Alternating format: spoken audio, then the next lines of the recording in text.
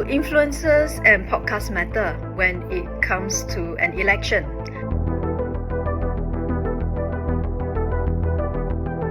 Let's start with the big picture first. I have studied the use of social media in politics across different contexts, and I've often been asked two questions. Firstly, does social media change how people vote? Secondly, what kinds of impacts are we talking about when we are looking at how people use social media in politics? Social media doesn't change how people vote. It's not likely that one changes their vote simply based on something that they see online or based on an interaction that they had with someone online. And one reason is that people often vote based on different reasons and factors. Some are looking at the quality of candidates that are running in their constituency.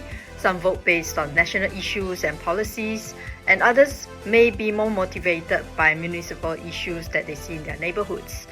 Most voters are also not single-issue voters. So social media have more of an indirect impact, but it also depends on what one is watching or following, as well as their own political inclinations. For instance, swing voters arguably may be more persuaded by online content that they are consuming, but such patterns are very hard to research due to limited empirical data about swing voters or undecided voters. The significance of social media is also dependent on the media ecosystem they are in. In other words, social media has a larger impact when there is otherwise limited access to traditional media such as newspapers and broadcast television. On this note, political parties, especially opposition parties and their candidates, may find social media much more impactful because they used to have very limited access in terms of coverage in traditional media in past elections. But when changes were made to enable political advertising on the internet in the 2011 general election, the levels of coverage and access started to change. This is coupled with greater adoption of the internet by more people in Singapore and around the world. The internet and social media platforms are particularly significant for opposition parties to extend their reach as well as engage potential voters with their online campaigns and discourse. So what is new or significant about the rise of influencers and podcasters during elections? Why are they important now? And why are they important for opposition as well as ruling parties? And what should you as a voter pay attention to? Let's get one thing straight. Social media is no longer alternative media. It is really mainstream media, especially for younger voters. So being on social media is not really a choice. It's really important for political parties and candidates to be on social media because they cannot afford to miss out on engaging younger voters who are on platforms like YouTube, TikTok, Instagram, and so on.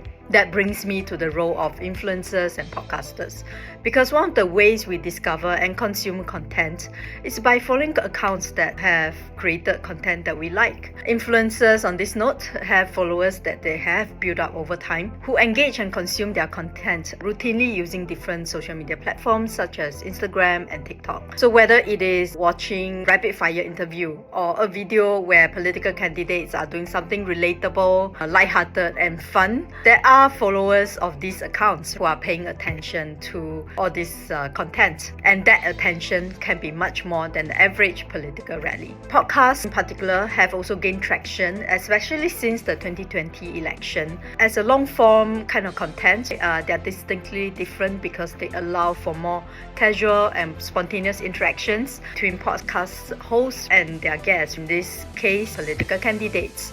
And in doing so, they open up actually the conversations, they deeper understandings about perspectives, motivations, as well as trade-offs. So essentially, podcasts allow stories to be told.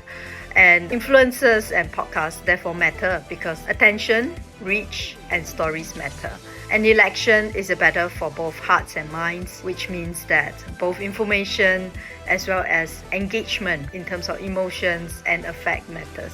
That all sounds great, but what should voters watch out for? So firstly ask, is the influence for hire? In Singapore, advertising rules in an election have been amended to require influencers and content creators to declare if they are being paid to create content to support candidate or party. So look out for labels and disclosures such as sponsored content or paid partnerships or paid collaboration.